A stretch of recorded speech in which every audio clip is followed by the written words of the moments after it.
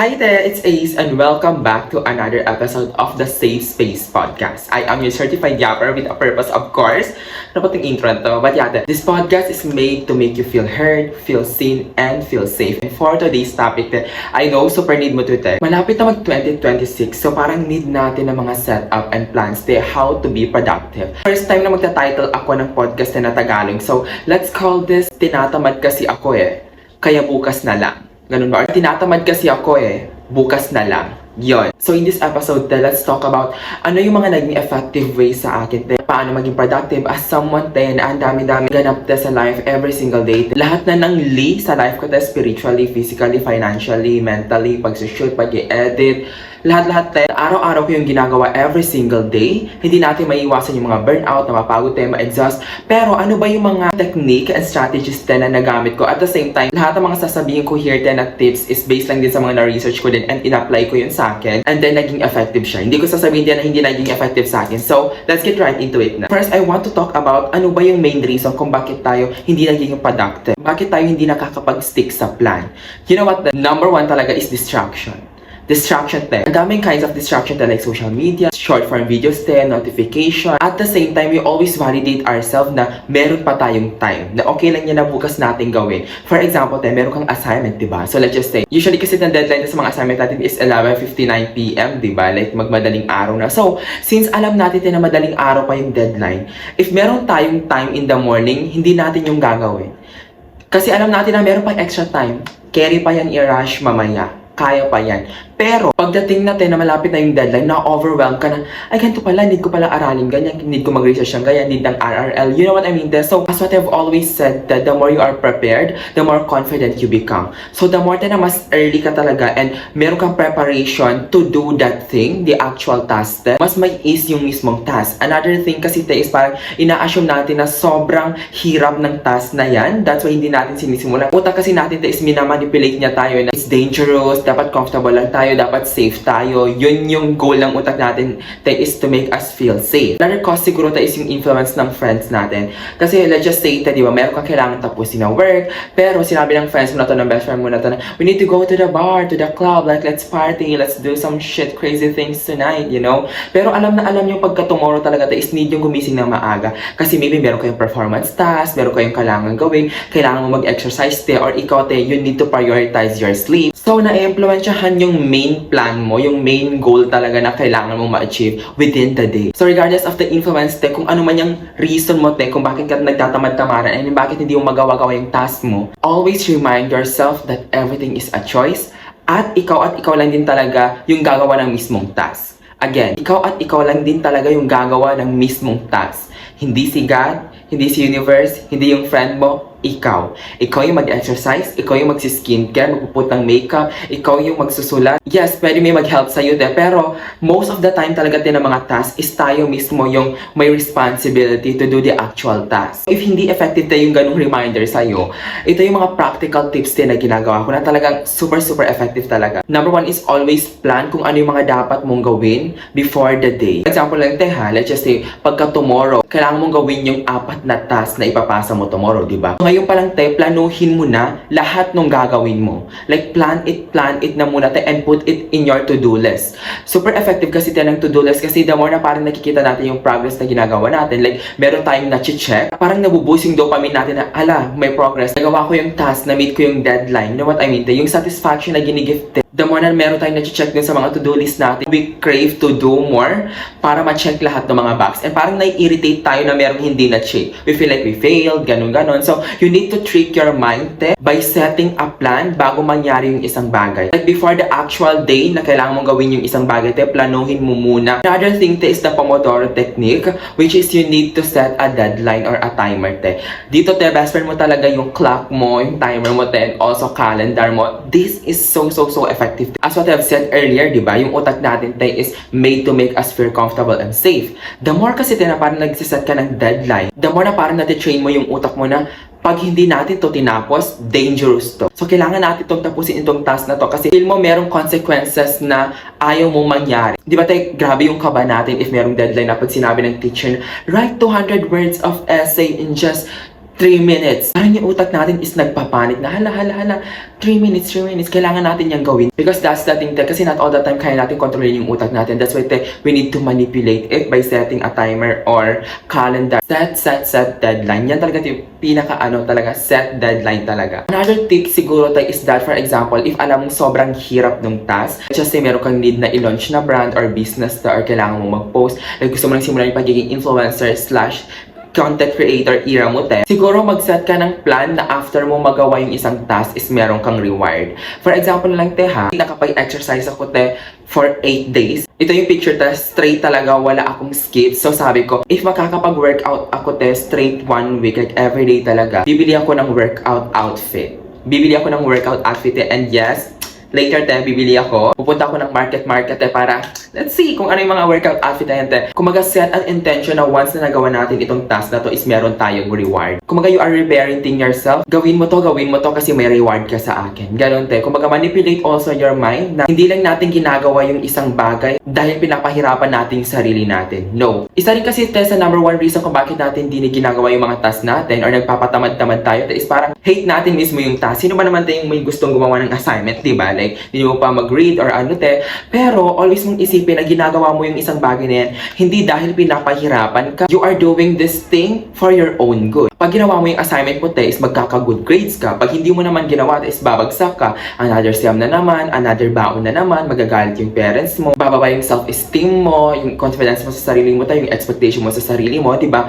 Always think kung ano yung magiging outcome pag hindi mo ginawa yung task na yan. Always remind yourself kung ano yung positive consequences and negative consequences ng action mo pag hindi mo mismo ginawa yung task na yan. Another thing siguro is wag mo tingnan yung task as hard as you think. Like, minsan kasi parang feel natin sobrang hirap ng isang bagay, not knowing naman na hindi naman pala ganun. Parang nag-overanalyze tayo na yung pag-exercise kasi mabigat, mahirap, ganyan, 1 hour of exercise, ang hirap-hirap. Not knowing sa pag-overthink mo, wala kang natatapos. Wala ka pang nasisimulan, you know what I mean? Mas maganda na lang na sinimulan mo na kasi maybe half na yung natapos mo than overthinking. Stop na sa pag-overthink, but do the actual thing na mismo. Gawin mo na mismo yung action. Isa rin sa mga favorite lesson ko kay Leo Skepi is that, sabi niya, once daw na nag-pop up yung idea sa utak mo, act agad-agad. Like, act immediately. In my case, for example, every time na parang meron ako nakaka-catch up na idea and concept na pang-content ko sa short form videos ko, sa podcast ko, always ko yung nililist sa notes ko, and sometimes agad-agad sinushoot ko na talaga. Like, for example, this day, I am called to talk about how to be productive and paano maiwasan yung pagiging tamad-tamad. Act right away. Right now, nag-shoot na ako. No more analysis paralysis na mag-go pa sana ako sa market kasi di ba, bibili ako ng workout outfit. Pero sabi ko, feel ko need ko i-shoot yung about sa pagiging productive. Feel ko marami kong may help about this. Like, every time talaga meron kang naisip, let's go. No more analysis paralysis. No more parang, ganyan. No. Do the actual thing. I read it somewhere na 80% of the outcome is based sa 20% na gagawin mo. Ano yung meaning nun, It means yung 20% action na yun, is equals to 80% outcome. Focus ka mismo, dun sa 20% na action than overthinking, overanalyzing na 80%. So, papabilis talaga yung outcome na in-expect mo than overanalyzing things and hindi mo pa nasisimulan. Another thing, this is a huge one. That time na nag-pop up yung idea mo, or yung thoughts mo, yun lang yung time na motivated ka. Yun lang mismo yung time na may motivation ka to do the exact thing. So, pag dinelay mo yung paggawa mo, sa actual task na, mawawala yung motivation mo, mawawala yung drive mo to do that thing. If you are called to exercise, go with the exercise. Kasi pag dinelay mo pa 5 minutes, 10 minutes, sure thing, hindi ka talaga makapag-exercise. If you are called to do the assignment, do it right away. Do it right away, Really, make it saved me a lot of energy and a lot of preparation, And after doing the task, feel ko super hirap, pero ano lang pala, 30 minutes pala, carry ko lang din tapusin. Pero pa natitirang time na pwede kong spend. If gusto kong magtamad-tamaran, pwede ako magtamad-tamaran kasi natapos ko naman din yung task. If gusto mong manood ng movie, binge watch sa Netflix, go. Since natapos mo naman din yung task. It is related din sa sinabi ko, diba? Always look forward into something na parang i-reward mo yung sarili mo. Like, sabihin mo na after natin magawa itong task na to, pwede na tayong matulog, pwede na tayong mag-binge watch, pwede na tayong kumain ng ice cream. Kasi pag hindi mo i-reparent yung utak mo, yung utak mo mismo kokontrolin ka. And you need to separate na yung utak mo and ikaw mismo as a person is magkaiba. Separated kayo, te. So, ikaw as a person is superior sa utak mo. Hindi dahil sinabi ng utak mo, te, na ano ba yan? Nakakatamad kasi. Bukas na lang. Tinatamad kasi ako bukas na lang. No.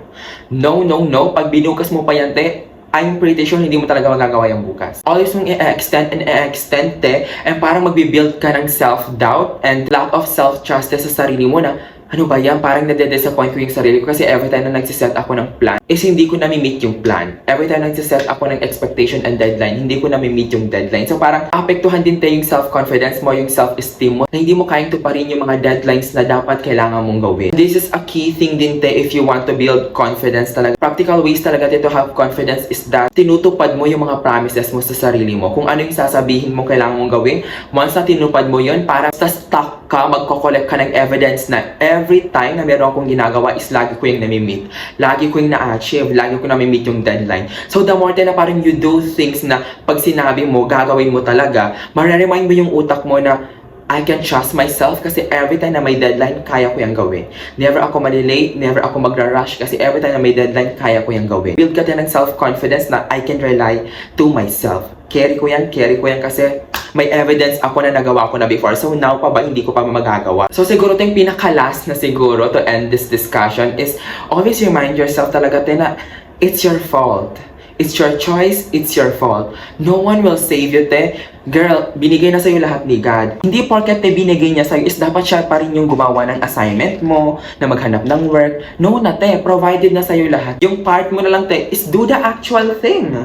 Like, di ba? Again, te, it's really your fault. It's your choice to do the exact thing. If bumagsak ka, te, kasalanan mo. Kasi hindi mo ginawa yung assignment mo. Kasalanan mo kasi hindi ka nag-study. If unhealthy ka, if ang payat-payat mo, if overweight ka, kasalanan mo kasi hindi ka nag-exercise. Really, te, stop na sa pag-over soft life and romanticize na ano ba yan? Kasi it's okay to rest. No, te. Minsan talaga, te, kasalanan mo lang din. No one will do the actual work but you. And no one will do it better or best than you. Ikaw at ikaw pa rin talaga ito yung gagawa. And yeah, I think that's all for today's podcast. And hopefully talaga like utang na loob, tama natin sa mag 2026 na yung mga goals natin, yung mga vision board natin, dapat naka-intact na yan na focus this year ko na to. Pero wala nga agaw sa birthday ko year ko na to. Ganun like, go na Tama na sa pag-overthink, act right away, act immediately. Just do it. Literally, like, just do it talaga Tama na sa pag-overthink, sa 3 minutes time, 3 minutes break, go, just do it. Just do it.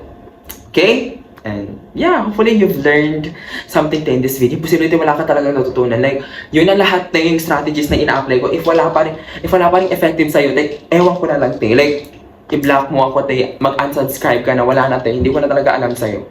At yeah, go. Looking forward, Tama na. Always imagine, na yung goals na yan. Priority mo yan, And carry mo yan, Kaya mo yan. Always remind yourself na hindi ka tamad. Hindi ka talaga tamad. It's just medyo tamad. But yeah, that's all. And yeah, see you sa next episode. And take care as always. God bless you all. And yeah, keep glowing. Bye. Love you, girls.